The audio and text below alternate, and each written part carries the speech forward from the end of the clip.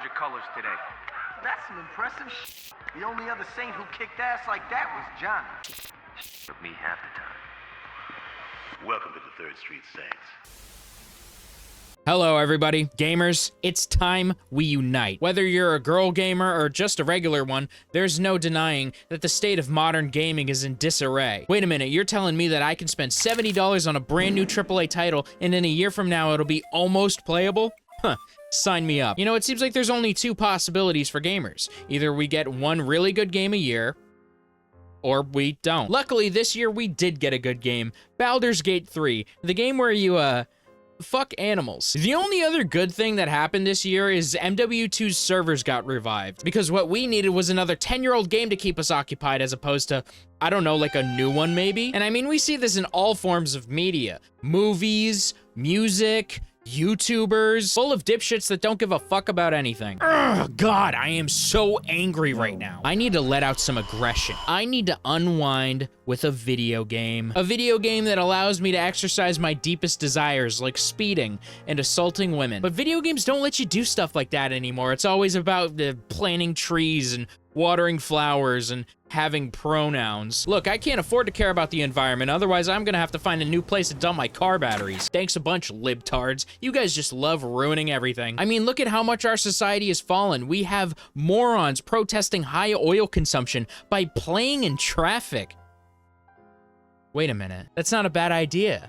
I need to go play in traffic. And there's only one game that can truly scratch that itch. Saints Row. Saints Row is a third-person, open-world, crime-based sandbox video game series. And despite for its entire existence having a very negative perception and living in the shadow of Grand Theft Auto, it was able to survive for over 15 years, all thanks to the help of its loyal and dedicated fan base. And while many similarities to Grand Theft Auto can be drawn, Saints Row delivered an experience that was truly one of a kind. Saints Row has technically always been an active franchise ever since its release in 2006. However, after 2015, we saw Saints Row kind of fall out of the minds of the gaming community. The series was essentially dead in the eyes of the masses. And in 2017, after a failed spin-off series called Agents of Mayhem, many of the development team was laid off. But after a few years, the Saints Row series would be rebooted. This reboot would be received overall pretty poorly. In fact, it was announced very recently that the developers for Saints Row Volition Incorporated have shut their doors permanently, and the Saints Row series is as good as gone. It's been a really dark time for Saints Row and its fan base, but in reality, I feel as though it's always been a dark time for Saints Row. I believe all throughout the lifespan of Saints Row, there has been a very negative perception surrounding it. Saints Row has failed, there's no denying that, but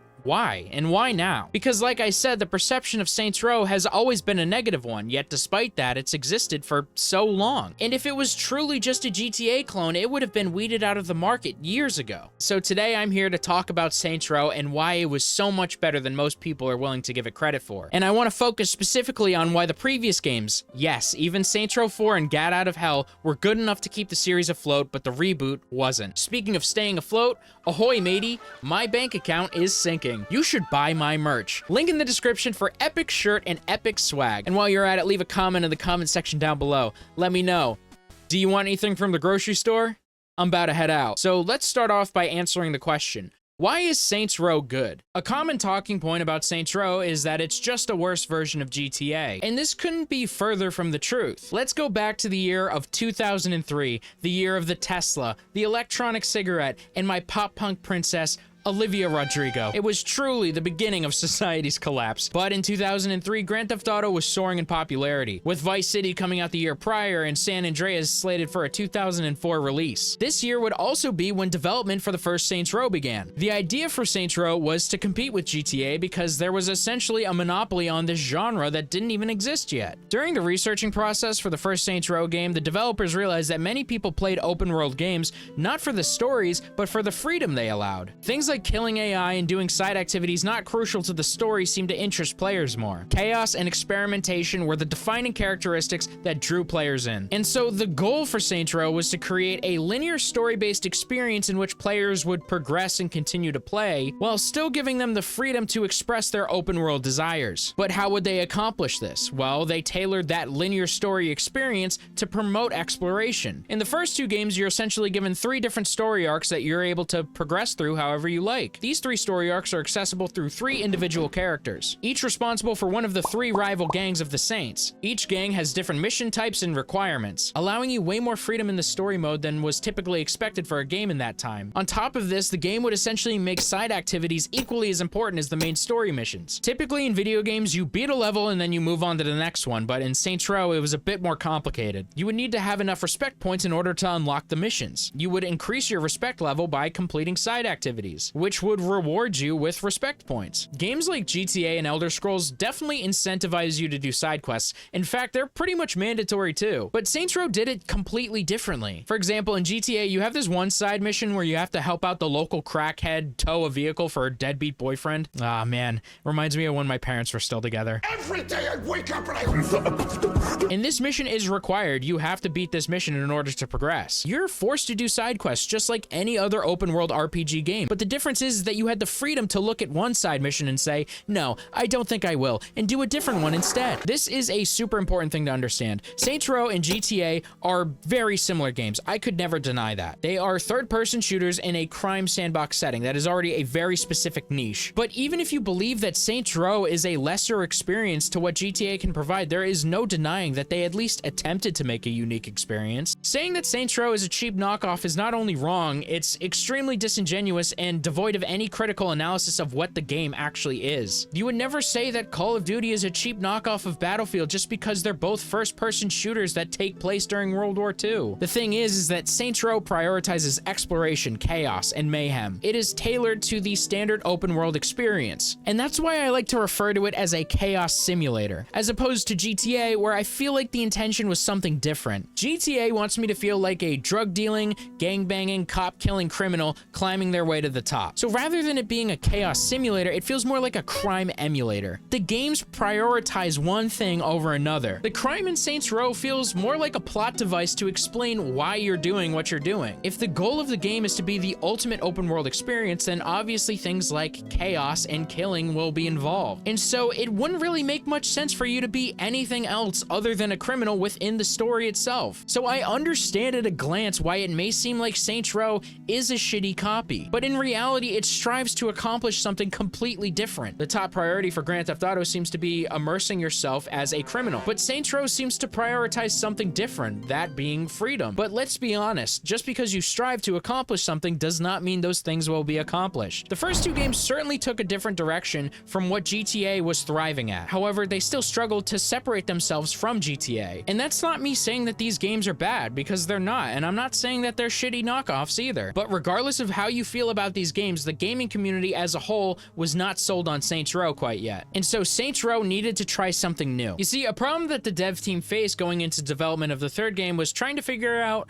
what the identity of the game was and what direction to take, feeling as though that the previous installments awkwardly executed the balance of humor and drama. Also, as I just mentioned, the GTA clone narrative persisted and they wanted to get rid of that. A change was needed, so after a few failed concepts, they decided on a very simple rule to follow. Embrace the crazy. Fun trumps all. They had a tone in mind, so the designers for the game came up with a tone video, using clips from movies like Bad Boys 2, Hot Fuzz, and Shoot 'Em Up, all with Motley Crue's Kickstart My Heart playing in the background. They wanted an over-the-top comedy/action movie type feeling, and this decision was a great one because Saints Row the Third was the byproduct of this. And Saints Row the Third is where Saints Row truly shines and stands out from not only its predecessors, but even from GTA. Maybe you think that the first 2 games are better than Saints Row the Third. That's not even an unpopular opinion to have. But there is no denying that Saints Row the Third was the most successful and innovative title up until this point in the series. I do want to mention there is an oddly large narrative that Saints Row the Third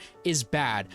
It would be rude for me to say that people who believe this are retards, so I'm not going to say it. That being said, it is true, because regardless of how you feel, this game is not bad. It's really good, and this was the title that was really able to validate Saints Row's existence in the market. Saints Row the Third takes place 3 years after the events of Saints Row 2. In the beginning of Saints Row 1, you had just been recruited to the gang, but by the end of the second installment, you were the leader of the Saints, and you were able to build them up to celebrity status with the help of the Ultor Corporation, a massive conglomerate that essentially controlled the entire town of Stillwater. I take the prospects of this newfound multimedia empire very seriously, and so I needed to make sure that the Saints were led by a trusted, intelligent, and business-savvy leader. And so, thanks to the advanced character customization features that the game offers, I present to you Donald Muhammad Abdul Trump. Not to be confused with former President Donald J. Trump. Donald Muhammad Abdul Trump is a simple man, okay? He enjoys things like exotic fishing trips on remote islands, and of course, he loves paying his taxes. With this celebrity status, the Saints have commercialized by selling merchandise and energy drinks. They even have fans and supporters, and their most recent business move is the creation of a movie about the Saints. So they bring along Hollywood actor Josh Burke on a ride-along to steal a vault from a massive bank in Stillwater. Now, let me just say, I am a slut for a good tutorial. Tutorials are to me what grifting is to Hassan. I've already talked about this in my Dead Rising 3 video, but a tutorial is a really good indication on if the devs really gave a shit about the game or not. The tutorial should be able to introduce you to the gameplay while setting the tone and getting you excited for the rest of the experience. The heist mission really establishes the change in direction, with you jumping on a bank vault and fending off the cops while making your escape. Your escape fails and you're eventually arrested, only for you to be bailed out by Philippe Loren, the leader of the Morningstar and owner of the bank. He takes you, as well as your buddies, Shondi and Johnny, hostage on a plane, where you're able to break out of captivity, making your escape and skydiving out of the plane. But unfortunately, not everyone makes it. Johnny, we're about to jump. I'm over here stroking my dick. I got lotion on my... Bruh. Johnny is killed and the conflict of the story is set. This is all in the first 15 minutes, by the way, and we've learned so much without even really playing the game yet. We see the change in direction and we see the shift in tone and we establish the conflict, and directly following this, we're gradually introduced to the rest of the game, with the first hour of gameplay essentially being a very subtle tutorial. Look, this game came out in 2011, okay? The standard tutorial was like, press W to walk. Or God forbid we get one of these fucking graphs, dude. I hate these fucking things. These are completely useless. I'd probably learn more from watching Chinese propaganda. The game slowly and gradually eases you into everything. How to purchase guns and how to upgrade them. How to upgrade vehicles. How to customize your clothes. Introducing you to side missions. How to earn respect points and upgrade your character. And it shows you how much freedom it wants you to have while not treating you like a moron and holding your hand through it. So I talked about how side missions and activities are very important in Saints Row, and this is where we really get to see why this works so well. For example, normally in GTA, if you want to get in a shootout, you gotta kill a bunch of civilians and wait for the cops to show up. And then eventually you either die or you just get bored and escape. And worst of all, you get nothing for this, really. But in Saints Row, you can just go to a gang operation, and it incentivizes you by giving you a cash bonus, respect bonus, and it contributes to the control you have over the district. All things that can help you in the game despite not being directly tied to the story. In the third game, you no longer need to have a certain respect level in order to progress through the story. Rather, your respect level unlocks new upgrades for your skill tree. This is a decision that I don't really support, honestly. This seems more like a consumerist strategy. But the side activities are still valuable. There's small commitments that are tailored to your open world desires. Feel like driving around? Well, guess what? The game has side activities to scratch that itch. Feel like shooting people? We got that covered too. Want to fly a helicopter? Well, hey, why not? Want to play in traffic? I'm not gonna stop you. All of these things are things that I want to do and have done in GTA. But Saints Row gives me the ability to have an organized mission tailored to that desire, with rewards to go with it. So instead of getting burnt out on story missions, you have so many reasons to take a break and do something else, which, as I mentioned earlier, was a huge goal for Saints Row. Speaking of the story, they give you tons of freedom here too. The game gives you options throughout the story that affect the rest of the playthrough. Now, I know that game devs usually fuck this up really bad. I mean, they fuck most things up, but this is like actually probably one of the worst ones. Like the Telltale Walking Dead games, for example. Like the first choice you make in that game is either saving Duck or saving Sean, but regardless of what you choose, Sean dies and Duck survives. The choice is completely pointless. But Saints Row the Third succeeds in this because it doesn't try to give you the false illusion that your choices actually affect the story. Rather, your choices affect the gameplay. A great example of this is when you break into the Morningstar's HQ to get revenge for Johnny's death. After taking out Philippe Loren, you're given a choice. Use a bomb to blow up the headquarters or disarm the bomb and keep it for the Saints. Ultimately, this decision does not affect the story in any way, but the two choices give you two different benefits. Disarming the bomb means that you keep the building for yourself, and as a result, you become more profitable. So you get a cash bonus on all missions and activities. But if you decide to blow up the building, that's a statement to other rival gangs, and it makes your street cred rise, and gives you a respect bonus for all your missions instead. I just want to stop for a second. The dev team for this game was so smart. There are aspects to open world games that people love, like freedom and having options and being a terrorist. And Saints Row not only focused on those aspects, they made them the main point of the game while not overcomplicating them. They enabled you to play the game how you wanted by tailoring the experience to how open world games are played. They enable you to feel like your choices matter by not sensationalizing your actions and pretending they matter because of a cutscene or a line of dialogue. And on top of that, their commitment to the over-the-top ridiculous nature not only allowed them to do whatever they wanted with the story, but anything that you did within the gameplay itself also made sense. I understand the perspective that Saints Row 1 is a GTA clone. Maybe you could even make a decent argument for the second game. Please don't hurt me. I have so much to live for. But Saints Row the Third? No, absolutely not. And the thing is, like I said earlier, GTA was a monopoly, and a huge part of business is looking at someone who's doing something and saying, I can do that better. And I'm not even saying that Saints Row is better than GTA, but when you have a game that's killing it in the market with no competition, someone's got to step in and try to outdo it. And Saints Row had the balls to take on one of the biggest video games on the planet and made a really solid franchise out of it. The community loved it, and it was the most successful Saints Row game ever. Even to this day, critics call the game ridiculous, zany, and juvenile, which would be insulting to most, but not Saints Row, because that was everything it wanted to be. The community loved it, and it was the most successful Saints Row game ever, even to this day. The reason that I wanted to spend so long talking about Saints Row the Third is because, in my opinion, it takes all the best parts from the first two games and elevates them. And on top of that, I genuinely do believe that Saints Row the Third is the best Saints Row. Please don't dislike the video. I need to feed my family. And above all else, Saints Row the Third really proved that it was so much more than a GTA clone. However, as quickly as it would rise, Saints Row would fall once again. Saints Row 4 would be released 2 years after Saints Row the Third in August of 2013. Saints Row 4 would face much scrutiny. And while I do believe a lot of the criticisms are undeserved or over-exaggerated, I definitely understand where people are coming from. Saints Row 4 is certainly not the best game in the series, but it's not nearly as bad as people like to say it is. Why do people not like Saints Row, you may be asking? Well, it probably has something to do with the fact that there are aliens, and you have superpowers.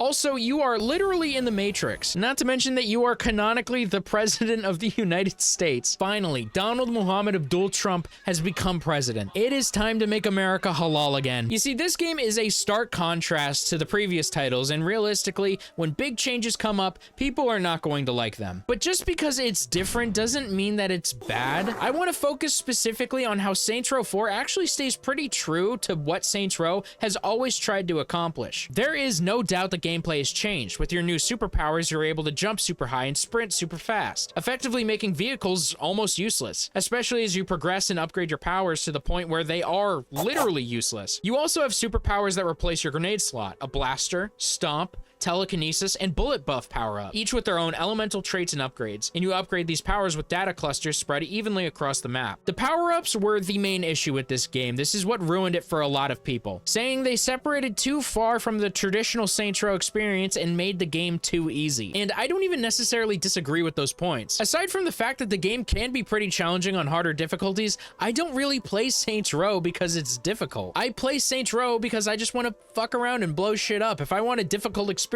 I'll go play fucking Dark Souls. I also don't play Saints Row for any conventional criminal experience, nor do I expect any consistency from it. Like I mentioned earlier, the goal for Saints Row was to be a chaos simulator, not a crime emulator. The criminal aspect of the game certainly justified your actions, but it never promised you like a realistic criminal experience. In fact, if anything, it promised you the opposite. And say what you want about Saints Row 4, but they got away with this, and they're probably one of the only game franchises that could get away with such a drastic change. The whole alien simulation superpower matrix thing that they did for this game oddly is actually like a relatively conceivable direction for them to go in. Maybe you don't like that direction, but Saints Row is like the only video game series that had an excuse to do literally whatever it wanted. The reality is that GTA 5 was right around the corner, and Saints Row had to make a statement. And especially once you get 4 games deep, you gotta make some big changes. Saints Row 4 took a risk, and maybe you don't like the byproduct of that risk, but it's better than them just giving us the same game that we got 2 years ago. Oh, and that reminds me, by the way, another huge criticism of this game is its reuse of assets. A lot of animations were reused, as well as the character creator, interfaces, and clothes. Not to mention that it was the same map. To be fair, there were a lot of additions to all of these things. It's not like they just dragged and dropped the files from the third game into the fourth, but yes, they did reuse a lot of assets in this game. This was another huge point of contention. Even though reusing assets is a totally common practice in the video game industry, and it's also like not inherently bad, and I've never heard a good argument for it being bad, it's just fucking stupid because a lot of the criticisms of this game are either that it's too similar to the third game or not similar enough. Like, it seems like people just want to complain. I'd rather them reuse mundane assets like animations and clothes than to waste time recreating them and taking away from other aspects of development. Game devs do not reuse assets because they're lazy. They reuse assets because games take time to make. And if you have tons of these things already programmed, why wouldn't you use them? And imagine if there were no superpowers in the game, no super sprints and all that shit, it would just be Saints Row the Third. Is that what you want? Saints Row the Third too? With the new mechanics they add, obviously it would deviate from the gameplay, but the intention of the game stayed consistent. The goal for every Saints Row game that we've talked about so far is for you to fuck around and have fun. And if you put your guard down, you will have fun. If you don't like Saints Row 4, that is totally fine. And if you think it's bad, that's understandable. I don't think it's like the fucking greatest game ever. I wouldn't even put it in my top 50. Maybe Saints Row 4 didn't cater to your tastes, but don't mistake Saints Row 4 as part of the problem here. Saints Row 4 is at worst a game that missed the mark. And trust me, I implore you to play the Saints Row reboot and then play Saints Row 4. It's gonna feel like the greatest game you ever played. Speaking of the Saints Row reboot, I don't want to do this part. Do I have to do this part? I do? I won't be able to see my family? I mean, that doesn't sound that bad. I'm not going to talk about Gat Out of Hell in this video. I couldn't play it. There wasn't enough time. But what I will say is I remember that game being pretty okay. Also, I mentioned at the beginning of the video some game called Agents of Mayhem came out. I don't know what that is. I don't think anyone played it, so who gives a fuck? Anyways, it's worth mentioning that the new Saints Row reboot is woke. And Donald realized that he had been repressing feelings that he's had ever since he was a wee lad. And he's finally willing to break free. And after some soul searching, he became a she, and I am so thrilled to introduce you to Christine Weston, Mohammed Abdul Trump. Saints Row is woke now, and I'm all here for it. People who complain about woke shit kind of remind me of retarded children, mainly because they act like children. And they're retarded. The FXK community is an inclusive one and an epic one. I love everyone equally, even British people. But having said that, to be fair, very early in my playthrough of this game, I just got slapped in the face with how hard this game was trying to be inclusive. Like, they spent all this time adding like prosthetic arms and legs and like 7 different options for vitiligo. Vitiligo, I don't know how you say that. Which, it's cool that they added those things. I'm not against it, but 7 different options for one autoimmune disorder that most people don't have is insane. On top of that, there's this pride flag in the apartment, which I don't care. I genuinely don't. It's just a decoration. It doesn't bother me. But also, why? Why is that there? You see, this flag gives me the same feeling as those blackout squares on Instagram people did a few years back, because they're both completely masturbatory actions done by politically uninvolved people and has no impact on the severe issues that it tries to address. You know, speaking of black people, Saints Row also does that thing that like woke dev teams do, where they emasculate their black male character and make him a skinny, scrawny pussy, which, you know, kind of signals to me that they are actually racist and don't want to represent black people as unique individuals. Rather, they just want to represent black people as the polar opposite of the negative stereotypes that black people have. And I'm gonna blow some minds when I say this, but factoring stereotypes into your creation of black characters is still racist, no matter how you do it. On top of that, the humor is overall really bad. Like, the previous games did suffer from heavy doses of millennial humor, don't get me wrong. But not only is the millennial humor still here in the reboot, you can tell that they're just trying to make the safest jokes possible every single time, which is weird because I don't remember the previous games being all that offensive. I'm not sure how many of you saw my video about MGK's movie Good Morning, but I make this point where I can like never tell whether they're making a joke or if the writing is just terrible. This game has the same fucking problem. I'm not even joking. There's many times during my playthrough of the game where I would just verbally express my confusion. Anyways, I just wanted to get that out of the way. I don't care about woke shit, all right? It doesn't bother me. I don't care about the Black Little Mermaid or whatever the fuck you guys are complaining about this week. But what does bother me is when people are being unnecessarily performative, and the game does that easily. Anyways, I should be more positive. What do I like about this game? Well, rather than telling you, I'm just gonna show you. I wonder what songs are in this game. In like Saints Row 3 and Saints Row 4, they had like metalcore and stuff. I guarantee you they don't have anything good or anything like that in here. They got fucking Meshuggah, dude. They got Gent in this game. You got that right. My favorite part of this game is that they put Gent in it. The only other thing that I liked is that you can customize your guns. And that's literally it. I mentioned earlier that Saints Row 4 was criticized for reusing assets. But when playing this game, I told my live stream chat, honestly, I wish they reused some assets here. The store interfaces and mechanic interfaces are more similar to the previous installments, and Saints Row 3 and 4's had objectively better ones. The clothes are underwhelming and there's barely any options in the store. You have to travel to different stores all across the map just to find specific items. The character creation is by no means bad, but Saints Row 3 and 4's character creator was better. It manages to be less detailed, yet more cluttered, which is actually kind of impressive. All for what? So 0.05% of the people playing this game can feel slightly more included, even though they'll still probably hate it regardless. They also didn't reuse any animations. They have new ones. And not only are these animations more generic, but they're drawn out for way longer. Like, this looks like a Call of Duty animation, which would be totally fine if we were actually playing Call of Duty. We're playing Saints Row. The takedown animations were quick, but they were silly and they were over the top. I said this before,